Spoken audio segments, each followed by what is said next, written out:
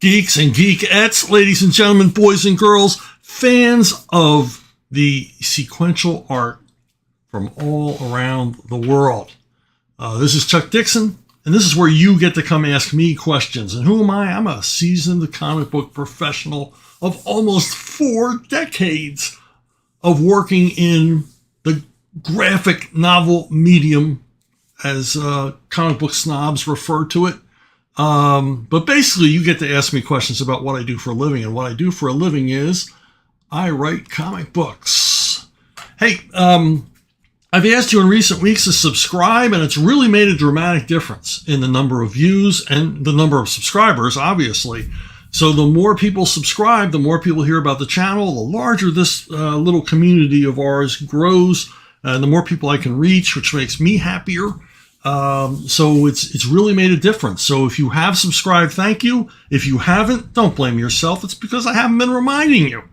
Okay? It's my fault more people haven't subscribed. I started in the last couple of weeks reminding people to subscribe, and they did it. And it's made a huge difference. It's a geometric growth.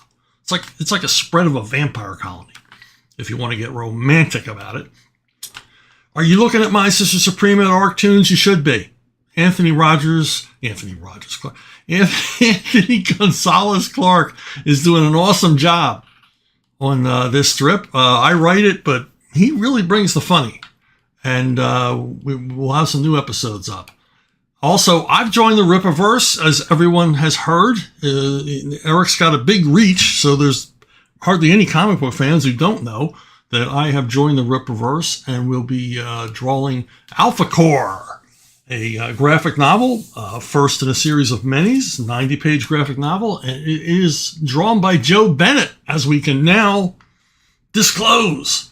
And it is drawn. He's completely finished with this project, and we're working on a second project featuring a new character in the Rippaverse, created by Joe and I, that Eric has kindly let us play with in his big old comic book sandbox.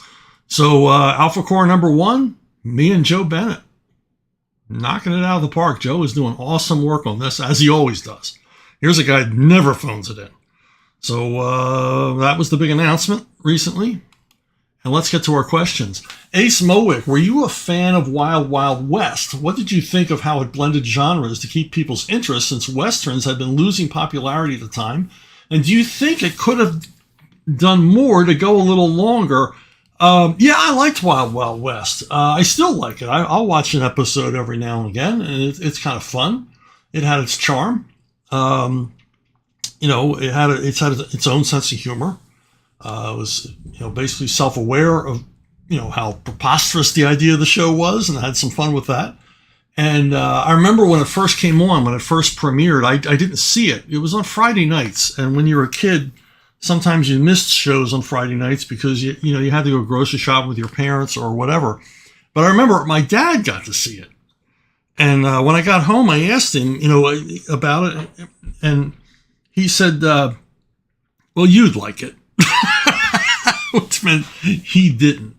And the thing about Wild Wild West was it was an obvious effort to, because the Western TV genre was falling away, and the spy genre had shown up, and everything was about spies. You had Bond Mania, and you had all these spy television shows. And so it was a natural assumption that a spy Western would get viewers, and it did. It did for many, many seasons. In fact, it was one of the last regular Westerns, one of the last long-running Westerns, other than like Gunsmoke, on the air, and also definitely the last spy show. Most of the spy shows, because the spy craze ended overnight, most of the spy shows were canceled seasons before Wild Wild West ended. So whoever came up with this idea turned out to be brilliant. And the reason why it didn't go on any longer, the real reason is because they clamped down on television violence. And Wild Wild West was all about shooting and brawling and fighting and chases and all that stuff. Lots and lots of stunt work. And the show's creators, along with Robert Conrad, felt they couldn't do the show under the new restrictions. It just wouldn't be the same Wild Wild West. It certainly wouldn't be as wild. So they stopped producing it for that reason. Now, in the 70s, they made a couple of TV movies that were actually really good and got big viewership. And I don't know quite why they didn't continue doing them. Robert Conrad was a real busy guy. Robert Conrad's probably had, I don't know if he holds the record for one actor being featured in more TV series than anybody else, but he was certainly prolific, and he was always in demand by TV producers. So maybe they didn't make any more Wild Wild West movies for TV because he was simply too busy doing other things. And there you have it. Johnny Van Ham. Hey, Chuck, I was curious to hear your thoughts on the newer Bat Family characters of Red Hood and Damian Wayne. Well, Damian Wayne, he was a thorn in our side in the Bat offices for the entire time I was there. He was created as part of, what was it called? Son of the Demon? It was a graphic novel. Boy, I forget who wrote it. It might have been Mike Barr, but I know Jerry Bingham drew it. And it was one of the first of the DC graphic novels. Everybody was doing large, oversized graphic novels at the time. And it was never supposed to be canon. It was never supposed to be part of continuity. It was just sort of a one-off Batman adventure in which he has a kid. And we spent years trying to ignore it. But, fans were like, well, where's his son? What about his son? When's his son going to come back? It's not in continuity, okay? But nobody could get that. I mean, we had a hard enough time working Jim Gordon's son out of the out of the continuity, ignoring that one, which was something that happened before Denny took over the Batman offices. So yeah, he's been kind of a pain in the butt. Red Hood, I don't know much about. I don't even know who Red Hood is. I don't follow current Batman continuity, which meaning I haven't followed the Batman continuity in 20 years. So I don't know who the Red Hood is. I do know they keep adding characters to the Batman family, which I think is problematic because Batman is primarily a solitary figure. Robin and Alfred are certainly enough. Addition of Batgirl, especially in the form of Barbara Gordon as Oracle, I think fits. I'm guilty of bringing the Huntress into Batman continuity, but I thought that she was a good fit because she was never going to be part of the Batman family. She was like a vigilante, a masked vigilante who was unauthorized by Batman, often resented by Batman, often worked in conflict or in contrast to his goals. I thought that made for a lot of drama. And plus the idea of a former mafia princess who's now a rooftop climbing crime fighter. There's a lot of appeal there. So I did not regret growing the Bat family to include her.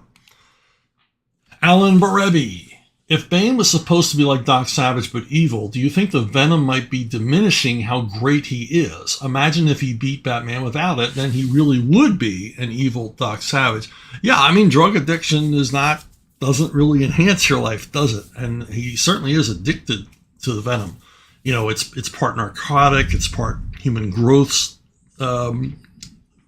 serum, it's growth hormones, it's steroids, it's this toxic mix of crap that increases his strength. And he is diminished without it. I remember Graham and I did a story where we show him after he's been imprisoned and he's no longer on venom, and he's gotten flabby and out of shape and pudgy, and that's what happens when you are using these growth hormones and steroids and things. You throw your metabolism and your hormone balance all out of whack, and the effects are really bad when you stop taking it. Not as bad as when you are taking it physically, but it's going to affect you the rest of your life. So yeah, I mean, if he could have beaten Batman without the aid of venom, and I think he could have. I mean, he had it all. He is Batman's physical and intellectual equal, but he's a criminal, and he wanted to have that edge. We saw it in the Nightfall, where he basically drove Batman to exhaustion in order to increase that edge. He's ruthless. This is a guy who rose to the top of the food chain in a prison, in a third world hellhole prison. So he's not going to fight fair, and he's going to take any advantage he can, even if it's one that's deleterious to his own health and reputation. Another Ellen Bribey question. Spoiler is also one of my favorites. In fact, you did a great job with all of Tim's girlfriends and women he had relationships with. What did you see as her future ending up as? Maybe a trainee with the Birds of Prey? Yeah, I mean, if I was going to stay on the book forever, stay a part of the Batman universe forever, I was going to bring Spoiler to the attention of Oracle and eventually make her, a sometime agent. I mean, if you read Birds of Prey, you know that Oracle reached out to various people within the DCU for help if she needed their particular talents. Birds of Prey was very much a kind of a Mission Impossible approach to the superhero genre. The idea being that Oracle, with her reach into the superpower metahuman community in the DCU, she could tap various people to help with various missions, and it wasn't always women. If you read the series, you know that. But yeah, I mean, I had once it was established that the fans loved Stephanie Brown and wanted to keep her around, I came up with plans. I've discussed in other videos how I wanted to make her stand in for Robin for a 6-month run, which they did after I left DC. But I had a more, I don't know, I had more of a motive and more of a reason for that to happen than what they did. They just basically did a stunt, whereas I made it part of a larger fabric of a bigger story. But yeah, I had plans. I want to keep her around. I really like the character. I've often said of all the characters I've ever created, I had the most affinity for Stephanie Brown. She felt the most real in my head, if that doesn't sound completely nuts. I should have put your twin spin earlier, Alan, but you got a twin spin. So better late than never, as we say in the twin spin offices. Actually, you got a triple spin, didn't you? Oh, man, I just screwed this all up, didn't I? One of my favorite side relationships was Renee and Harvey, Renee Montoya and Harvey Bullock, and how they were not stereotypes, a big loudmouth, crude slob male and a lesbian, and yet they were great together and cared for each other. Well done there, and far better than the usual woke depictions. Well, I mean, I didn't make it all about Harvey being a slob, and I certainly didn't make it all about Renee being a lesbian. I think that's you shortchange the characters and you create a stereotype. It's demeaning to everybody to just make a character all about one thing. Yes, Harvey was a slob and he cut corners, but he was also a smart guy. We can assume he wasn't the most pleasant person in the world to be around, but sometimes you need a son of a bitch to do a job. And he was certainly serious about his work. And, the same for Renee Montoya. I mean, I like how, and this wasn't just me doing this. This was decision within the Batman universe, within the Batman offices, is that we introduced Montoya as a uniform cop and then elevated her to detective status, as, offering her promotion after promotion as she earned them through merit, through various things she did within the series. But yeah, I liked both these characters, and I liked writing them together because they contrasted so perfectly, both in appearance and personality, that I thought it made an interesting mix. Kane Dorr. I've really been enjoying Levon Cade's adventures as audiobooks, my preferred medium over the last couple of decades, and I have a question. Are you purposely crafting each book to kind of feel like a chapter of an issue in an ongoing? And do you plan on having the daughter also be a gun-toting vigilante or sidekick in the coming books? It's funny that you say that they read like my comic work, which I'm taking as a compliment. I think you mean it as a compliment. I'm going to pretend you mean it as a compliment. That the books have the same fast-paced forward momentum as my comic work. And you're not the first person to point that out. When I wrote my first Levon book, Levon's Trade, I sent it to Scott Peterson before I sent it to the publishers because I thought he might be interested in taking a look at it. And he said that I had finally done it. I'd written maybe 8 novels up to this point. And he said I had finally wedded my comic book writing style to my prose writing style. then they both very naturally came together. And, so yeah, I guess I did. It's hard to look at your own work that way. I can't step back far enough to take a look at my own work, but I'm going to take Scott's opinion because, he's very, very familiar with my work after years and years of working with me on the Batman titles. So I'm going to take his opinion as gospel. As far as Mary Kate, Levon's daughter, no, I don't really have plans for her like partnering up. But she's certainly tough. If you've been reading the books, she's never a girl hostage. She always manages to take care of herself, no matter how terrifying the situation. And she's got a little bit of a body count herself by now in the series. But no, she's not going to be dedicating her life to getting herself in trouble the way Levon did. I mean, Levon doesn't really set out to be a vigilante crime fighter. It just turned out that way because he makes a lot of enemies and he makes a lot of trouble for himself. And he draws trouble like honey draws flies. So, but I do toy around with the idea of her possibly joining the military, probably the Marines someday, following in her father's footsteps in that way. But I haven't put a whole lot of thought to that and all the research that would involve. All right, I'm going to take a shot at this. Gamai Mba. Please tell me if I'm close. Hi, Chuck. Big fan of your work. I know you were a big fan of Westerns. I'm curious, what are your thoughts on Jonah Hex? Since you were mainly a DC guy, I'm surprised you never wrote him. Yeah, I like Jonah Hex when it first came out in Weird Western Tales. I never missed an issue. And, obviously it was... he was different than the other Western heroes at the time because he had a bit of a mean streak.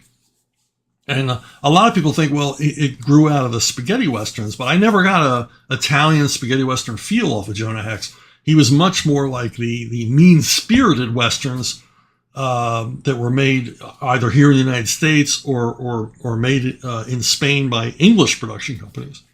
Movies like The Hunting Party, Lawman, Chato's Land, Olzana's Raid, Valdez is Coming. And these were kind of like unsparingly bleak views of what the West was like. Very violent, often featuring amoral lead characters. And Jonah Hex fit right into that because there wasn't the sort of, weird distancing we get in an Italian Western. That to me is the appeal of an Italian Western, that they're much closer in some ways to operas than they are to Westerns. And that sort of brought a new vitality to the genre for a while. But I think Jonah Hex was more based on stuff being produced in the United States and England in the 70s. The English made a bunch of Westerns. Shalako, Sean Connery got to play a cowboy. So, but like I said, I never missed an issue. Now, why didn't I ever work on Jonah Hex? Well, that's the weird thing about DC Comics. Is unlike Marvel, DC they take all of their characters and they divide them up into fiefdoms, and so different editors are awarded a list of characters that they control, that they're in charge of. And the problem is that most freelancers never get to see the list. They don't know who to go to. You don't know who to pitch to. I would get a little bit of inside information, a couple of nudges from editors that I work with, like, hey, Joe Schlabotnik, he's editing Haunted Tank now. He's in charge of Haunted Tank, so if you want to pitch something. I don't know who was doing Jonah Hex at the time. And it could possibly be an editor that didn't care for my work. I mean, there were quite a few of them at DC. So, they had other ideas, and they certainly did have other ideas over the years. I think they just sort of peed in the pool with Jonah Hex, kind of diluted the character by adding like supernatural elements and, just unwelcome things that weren't part of the series originally. Putting the weird into Weird Western. But that's the reason. That was a peculiar thing at DC. I mean, if you want, back in the day when Shooter or Marv Wolfman were in charge, or not Marv Wolfman, that Tom DeFalco were in charge, you could just go to them and pitch something. And it could be any character in the Marvel Universe. And especially under Tom DeFalco's aegis, you could pitch directly to him. You go, well, I want to do a Khazar something with Khazar. Well, go to marketing, Tom would say. And if they say they can sell that, we'll do it. So, that was the pitch system. The pitch system at DC was, unless you were pitching something to one of the major group characters and you knew who were editing them, if you were looking for some, B-level, C-level character that hadn't been in publication for a while, like Angel and the Ape or Stanley and his Monster, the Inferior Five, I mean, you would have no idea who to pitch it to. And no one would help you. You could wander the halls going, I got a great idea for Challenges of the Unknown. Who do I send it to? And I don't know. So I've said it before in these videos, there's a lot of weird things about DC. No wonder they had a comic called The House of Secrets. Marvel was the House of Ideas. DC was the House of Secrets. You never knew what the hell was going on there with all the weird rules and protocols. So, Matt Webster on Facebook. Hey, I haven't seen you ask for any questions for Ask Chuck Dixon in a while. We haven't been watching these videos then. But I have a question for your channel. Could you explain public domain and how people like yourself can use characters like Conan the Barbarian? Well, the reason under United States copyright laws, which are different than the copyright laws in England, different than the copyright laws on the continental Europe, basically 70 years after an author dies, everything he wrote goes into public domain. So Robert E. Howard has been dead, quite a few more years than 70. And so all of the Conan he wrote, and all of the Solomon Kane, and all the Bran MacMorn, and all the Kull the Conqueror, and all the Breckenridge Elkin stories that he wrote are all up for grabs.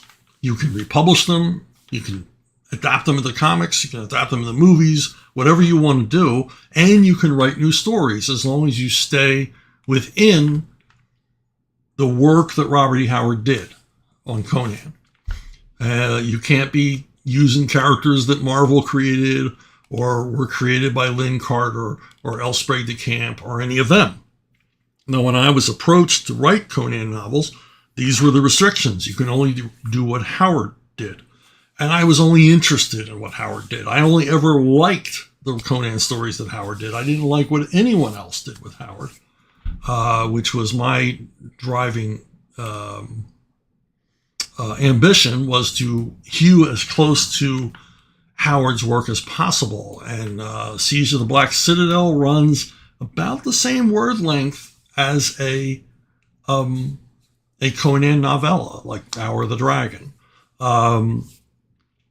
Road of Kings, it's. I didn't want to exceed Howard's length. I wasn't going to write fantasy by the pound, and I tried as much as possible to stay with Howard's language. My monitor, I completed the third novel about a month ago, but all around my monitor are Post-it notes where I've written down Robert E. Howard words to remind me to use Robert E. Howard words, and mostly action verbs like plunge, hack, dash, plummet, things like that. Wrench, lurch, hard action words, and try to stick to his language as much as possible. And of course, obviously, try to stick as much as possible to his characterization of Conan. Maybe the Conan I write has a little bit more of a sense of humor, but that's up to you to decide, because I don't think what Conan says he means to be funny. It just comes out funny in context of the situation he's in, much like Frank Castle. But so that's the copyright law. It's pretty simple.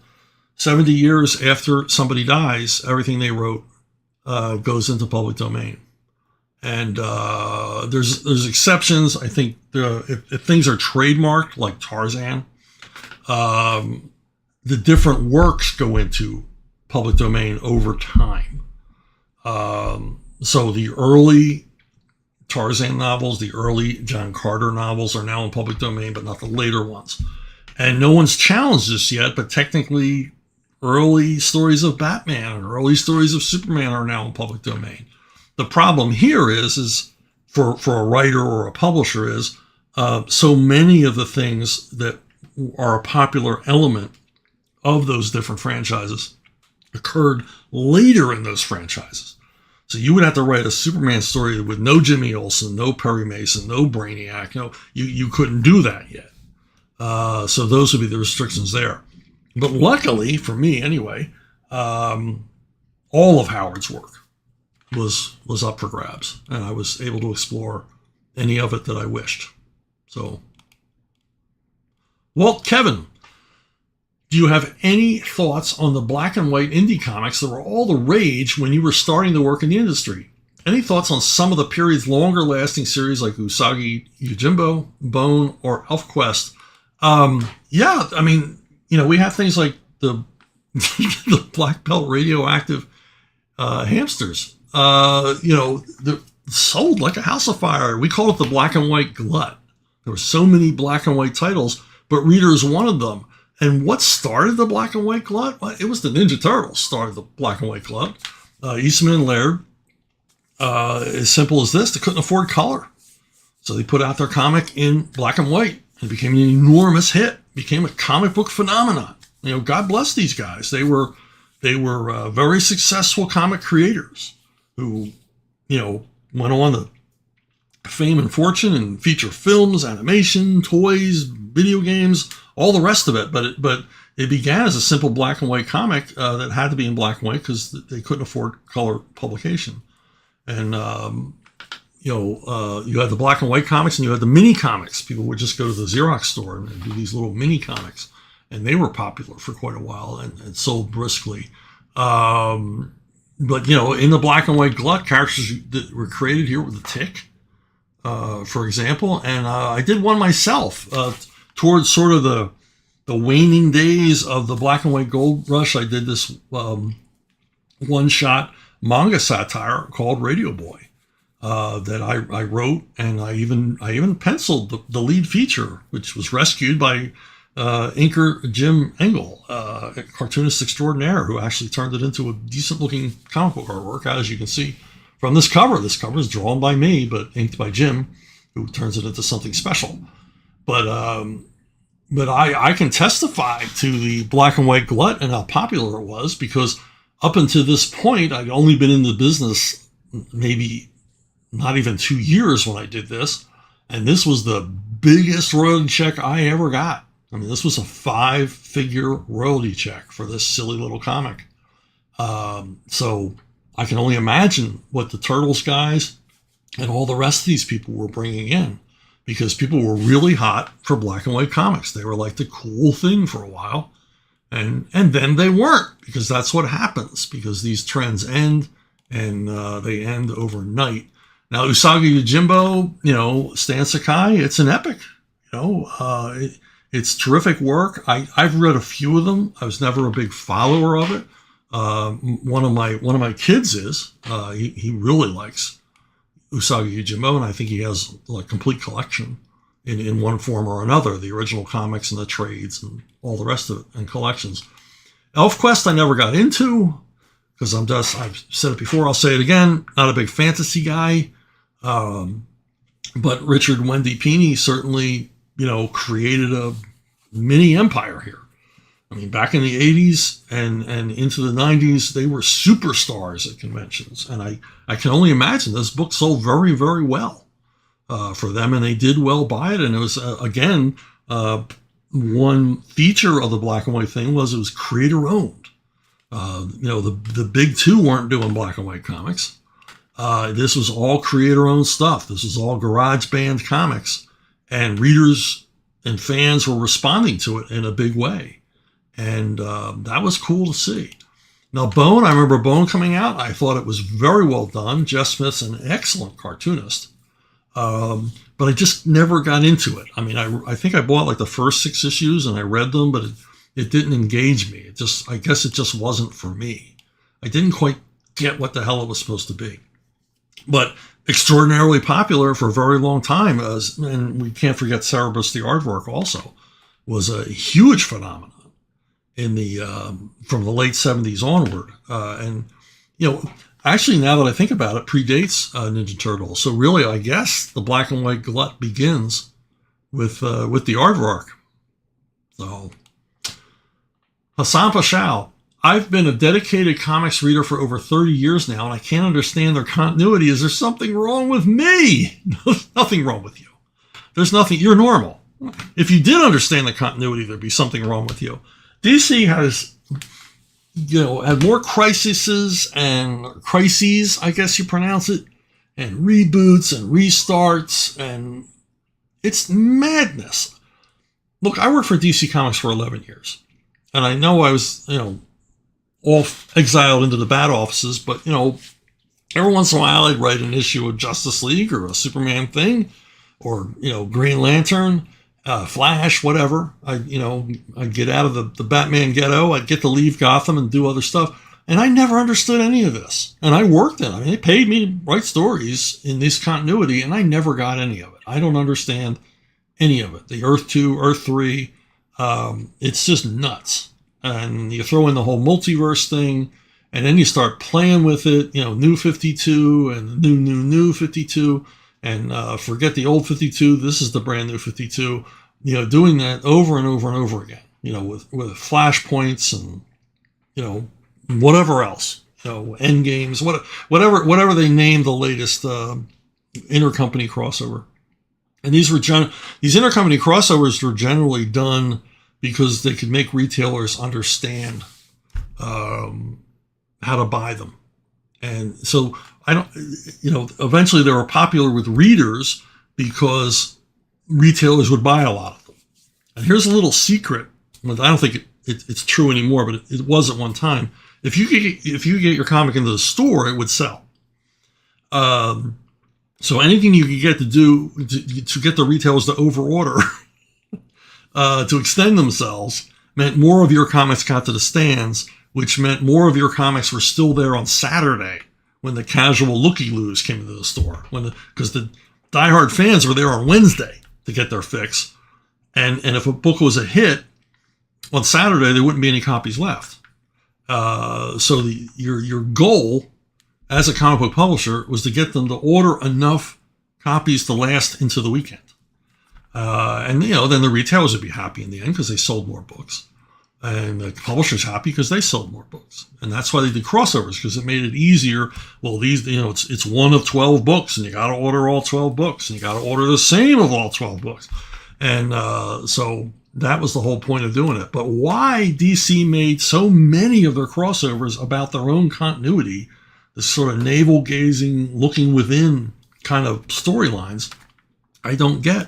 Because it all seems like math to me, and I hate math. And how did you expect readers to follow this? You were going to lose, when you do these big overarching Uber stories, you lose casual readers entirely. So, while you're pleasing the fan base, sometimes these cause you to shed readers, which is why once one of these crossovers was over, sales would self-correct on all of the titles, and they would go back to what they were selling before or lower. And I don't think anybody was really thinking about this long term as to why you would push these big, confusing, continuity-driven crossovers on people. But from what I can see, in the 2000s onward, every single crossover, the high concept was we're going to shake things up in the DC universe. Which, how is that a story? I don't get it. Where's the drama? Seth, I just finished watching your Q&A and really enjoy it. I would love to hear more about working under the Comics Code. The Comics Code was brought about in the 1950s, if you didn't know this, because everybody was up in arms, because the comics were causing juvenile delinquency and rising crime rate. Kids were breaking windows and soaping up cars and throwing toilet paper at the trees. We can't have this. We can't have this. So they had to blame somebody, so they blamed the Comics Code. or they blamed comic books. And there were Senate hearings, and there were books written, and PTA meetings, and church groups, and everybody, they were burning comic books. And this is only a few years after World War II, where you think burning anything is kind of, isn't this what we just fought against? So burning comic books, everybody getting upset, everybody trying to blame, Superman and Batman for their problems. And so things, the comic book companies realized they had to get together and do something to save their own butts, because so they came up with the Comics Code. I think it was John Goldwater at Archie who initially came up with it, and now up until then, Archie, MLJ Publications, they were just as bad as everybody else with the horror comics and the war comics and the blood and the guts. And Atlas, they dove way deep into the horror, and their war comics were some of the grimmest around. I mean, it was like everybody was competing with EC for a race to the bottom to see how shocking they could make their comics. Even Harvey Comics, publishers of Casper and Wendy the Witch, were doing these gruesome horror comics. Really, only DC and Dell stayed above the fray. They never went in for that stuff. And Dell created its own code and its own promise, because Dell was the biggest comic book company in America at the time, sold more books than anybody. And because they had never, gotten down into the gutter with EC, they escaped a lot of this. And they had their own distribution system. They had their own printers. When I was a kid, you would find DC Comics or Dell Comics in their own rack, and some drugstores only carried Dell Comics. And Dell made a big thing about a promise to parents that this will always be wholesome entertainment. We've never, basically debased ourselves like all the other comic book companies. We're not perverts and jerks and communists like they are. We're doing good, clean comics for kids. And as a result of that, over time, the result was that at Marvel, DC, and a number of companies simply went out of business. Hillman just stopped publishing comics. We don't want to hassle with any of this. So a number of companies just simply folded their tents and went back to publishing crossword puzzle books. But at DC and at Marvel and the other companies, what you had after the Comics Code was a bunch of creators who were terrified of doing anything that might gain attention or violate this new comic book code. And so the comics became very bland. They didn't know how to work within these parameters. And it's not really until, Stan and Jack and Steve come along and figure out, hey, we can do slightly more mature material than the bland pablum that we're doing. And all through this period, Dell was just doing what it did. I mean, they were doing, well-constructed, entertaining comics, because they had never bothered with the gore and the gruesomeness and the weirdness. They just went on the way they went on, and continued to be the biggest comic book selling comic book line in the United States, until they weren't. So as far as working under the Comics Code, I never had a problem. I understood what it was. Every once in a while, you'd run into something. I remember on The Punisher, some of the artists would draw exit wounds. The Punisher would shoot somebody, and there would be an exit wound. And that was against the Comics Code. And so rather than have their art redrawn, they simply colored the exit wounds yellow, which didn't make any sense to me at all. But generally I was fine with it. I was fine with the rules, because I realized, I'm aiming my comics at a precocious 10-year-old, and I got to stay within that sort of PG range. And I could tell perfectly good, entertaining, dramatic stories within that range. I didn't have a problem. I didn't feel a need to push the envelope. But a number of writers and artists did. They actively pushed against the Comics Code, which I couldn't see the point of it. It's not like it was going to bring in more readers. And generally, it just made it hot for your editor. And why would you want to, get your editor in trouble? So Okay. Hey, I've had a lot of questions about conventions. There was one in the video prior or the one before that about, what's the proper etiquette? What are the proper manners when encountering a comic book professional? It's these elevated elite of comic book creators. How do you act around them? Do you genuflect? Do you call them sir and madam? All that stuff. Which, which I assured you all is, most of us in the business are just as big a bunch of geeks as you are. So we're all equals. We all love this medium. Otherwise, we wouldn't be doing what we do. You wouldn't be reading them. You wouldn't be buying them, and we wouldn't be working in them. We would have found more gainful, more regular employment.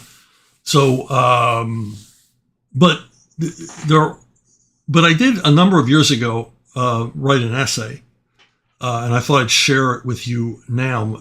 I'd share with you the identity of the 7 deadly fans.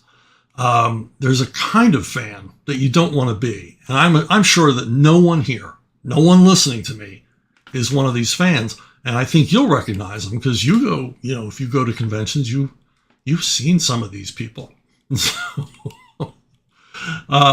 first up is a guy called the surrogate. And he's usually a dad and he's got his little kid along and he pushes the kid toward the table and the kid looks at you like you're a zoo animal. I mean, he doesn't know why he's there. But the whole time, the dad is assuring you that his child is your biggest fan. Little Kyle he's nuts for your comics. He can't stop reading your comics. And this kid's looking at me like he has no idea who I am. Now, why they do this just to get a comic book signed, I simply have no idea. But the whole time I'll be signing, the dad is assuring me that the kid's a big fan. And if the dad's really pushy, like a little league dad, he's like saying, ask Mr. Dixon a question. Tell Mr. Dixon how much you love his comics. And I can tell it's a lie. This kid he's been promised an ice cream cone or something if he's good. And that's all he's thinking about. That's all he cares about. He'd rather go over and look at the Lego display than stand there talking to me. So the next guy up, he's the mercenary, usually a comic dealer. This was more a phenomenon in the 90s when comics were, speculators were involved. And retailers had this idea that if their comic book was signed by a working comic book professional, that increased its value. I'm not sure that was ever true. But this guy would show up with, just piles and piles and piles of comics to sign. And he never had any questions. And sometimes he'd just leave them on your table and go back to his table. Now, a number of times I use this as a wedge to get a better deal buying vintage comics off the guy. But this became less and less interesting to me as I bought less and less older comics. I just, wasn't buying that much anymore. And so I got the idea of putting out a charity jar and shaming guys like this into putting, $20, $40 in there. If I'm going to sign 100 comics for you, you're going to pay somebody, either the Salvation Army or, Hurricane Relief or something. But you're not getting away from here, without putting something in the jar, my friend. But yeah, like I said, I haven't seen the mercenary too much recently. Of course, I haven't gone to a lot of cons recently.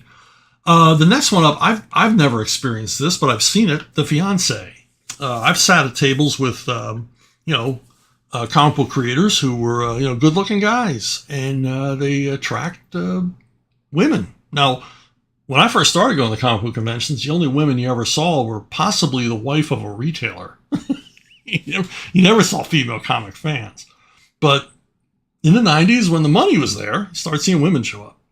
And I've been there where, they need to complete the image they're trying to present to the guy they're talking to is a stripping pole. And most of the time, most of the pros that I've been around who've been approached this way simply ignore them. But it is a phenomenon, and I have seen it. The fiancé. This guy is the wannabe. Now, I understand. it's hard to get in the comic book business. And a lot of people show up at the comic conventions hoping to maybe get some employment, get somebody to notice their work and everything else. I get it. I dig it. That's fine. But this guy, the wannabe, just is obnoxious about it, you know, and he wants to know what you think of his work. And really, he just wants to hear praise. He doesn't want any criticism. And you get this idea of resentment, like, you know, he wants to take your job. You know, why do you have your job when he's so much better than you? but he tries to be charming and tries to be interesting and fails at every attempt. And this is the guy who's, you know, dropping off scripts and pitches and Xeroxes off at tables and just simply won't take no for an answer. But like I said, you know, if you're looking to break into the comic book industry and you're sincere about it, I certainly will talk to you. You know, like I said, I'm sympathetic. I was the guy on the other side of the table trying to get work, but there's a way to go about it, and it's not the way that the wannabe goes about it. Then there's the character. This is a guy who shows up at your table dressed as a character that you've worked on, and he just sort of stands there waiting for your reaction. He's sort of like, well. And I never know how to react. Am I supposed to treat you? Am I supposed to say, like, you know, nice costume? Or am I supposed to act like you are the character? You know, how far is this charade going? And I'm never really sure. And particularly when the person has a mask covering their entire face, so I can't see any emotion. So I just have no idea how to react. The best I can do, and this seems to make them more happy than anything else, is to offer to pose for a picture with them. And that seems to make them happy. And I get a bunch of wacky con pictures to show off to people. Okay, this guy is the one question fan. And the one question fan is a guy, I've had a few of these over my career, and they have one question they want answered, but they just don't want it answered once. They want it answered over and over and over again. You know, what was going to happen in Airboy 51? What did you think of the Birds of Prey TV show? And it's like, you know, I've given you an answer to this same question at 19 different cons. Now, this isn't to say, like, I'm tired of hearing the same question over and over again. Because I do. I get a lot of the same questions over and over again. And I'm fine with that, because generally, it's the first time a fan's met me. They're trying to strike up a conversation, and they think of the most obvious questions to ask. And I really don't mind. I really don't. It's not like I roll my eyes and go, oh, God, got to explain how I created Bane again. No, because you paid to get in. You're at the table. You showed an interest in my work, and you asked me to tell you something that you're curious about. I'm going to tell you. And I'm going to be fine with that. But the one question fan can drive you nuts, particularly the one question fan who has a question about something that you have nothing to do with.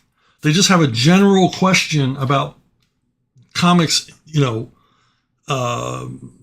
in general rather than in particular. Like, you know, why don't they use Red Tornado more? I mean, I don't know. I don't know why I've never written that character. I have no idea.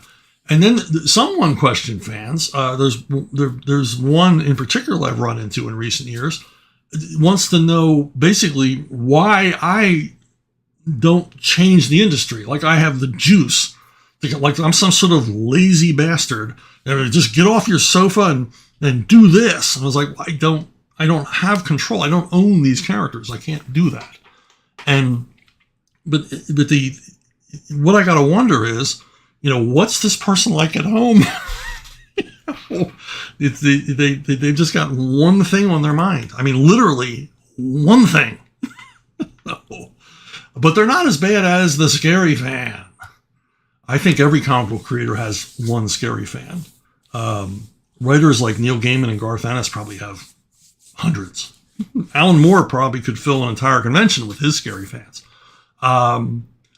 So what the scary fan is, he's generally obsessed with your work, and he knows way more about you than almost anybody.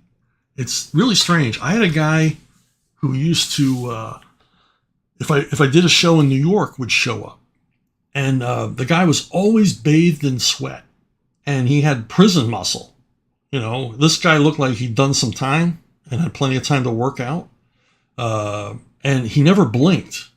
And I always thought, well, he never blinked because he wasn't sure if he closed his eyes when he opened them, would the world still be here? I mean, that's how nuts this guy was. But I don't know what it says about me. He was always fascinated with me. He would literally pull a chair up on the other side of the table. He would get a chair somewhere and sit down in front of me. And he's the only fan that's ever done that. And then he would just stay there for the duration. And he would comment on what other fans were asking me. And weirdest of all, he would correct me if he felt I said something wrong. And he would use reference.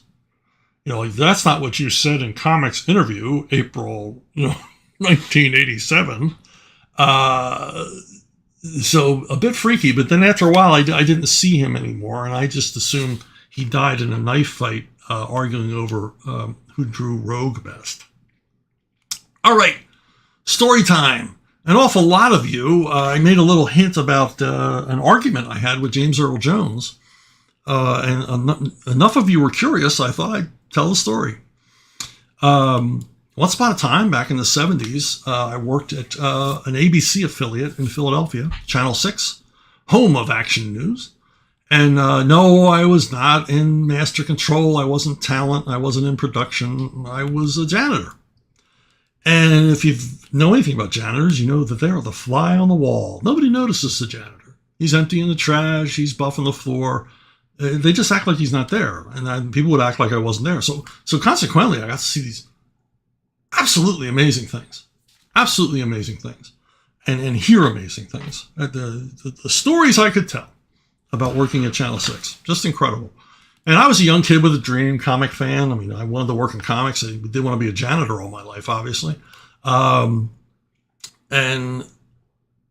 I got in good with the producers, a lot of the producers of the show that were being done live at Channel 6, and they would let me know what celebrities were coming in. Like,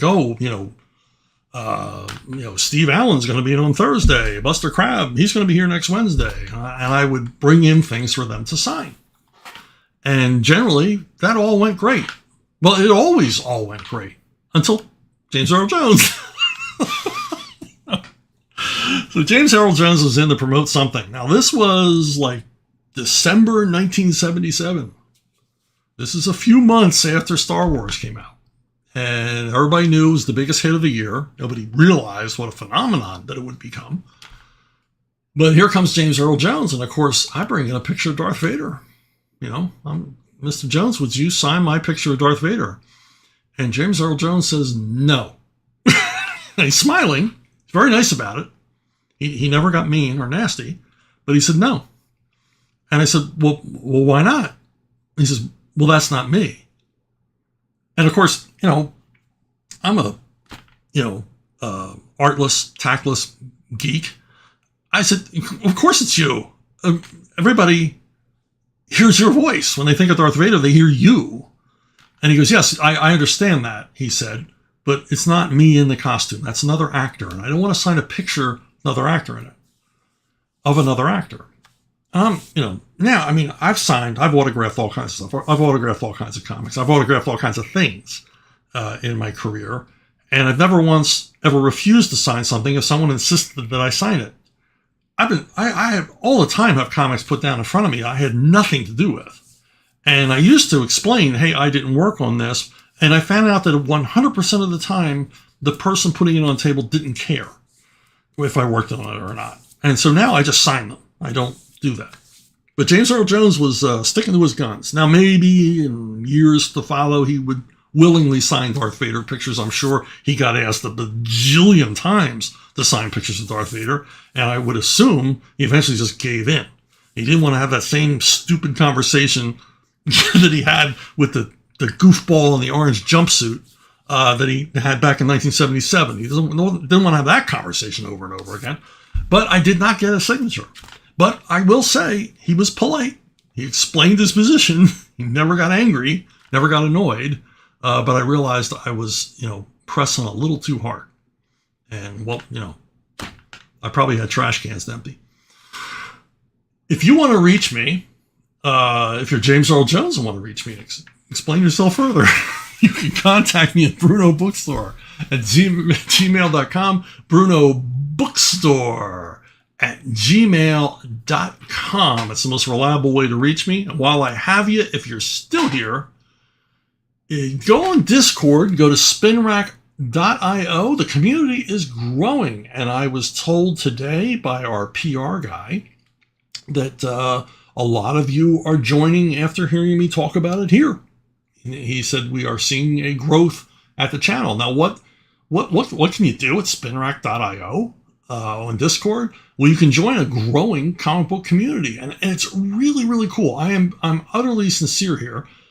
We started it out with different sections on penciling, layouts, inking, writing, lettering, all the different crafts that go into making a comic, and we invited people to show us their work. There's essays there. Graham does some demonstration stuff, and so it's Graham Nolan and I are there, and hopefully, certainly one day other creators will join us there, other professional creators. And we began seeing people submit stuff. Now, there's tryout scripts. There are scripts specifically written for this Discord channel for you to try your talents out on. Lettering, inking, coloring, whatever it is you want to do in comics, you can try it out there.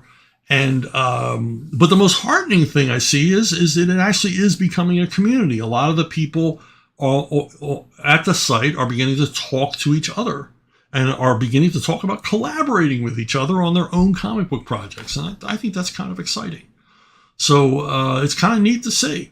So if you want to get in on the fun, get in on the action, it's a direct way to have contact with Graham and I if you're a creator, or if you're just curious and want to look around and see what we're doing, please stop by. So thanks for listening. Thanks for watching. Thanks for subscribing. Thanks for liking. And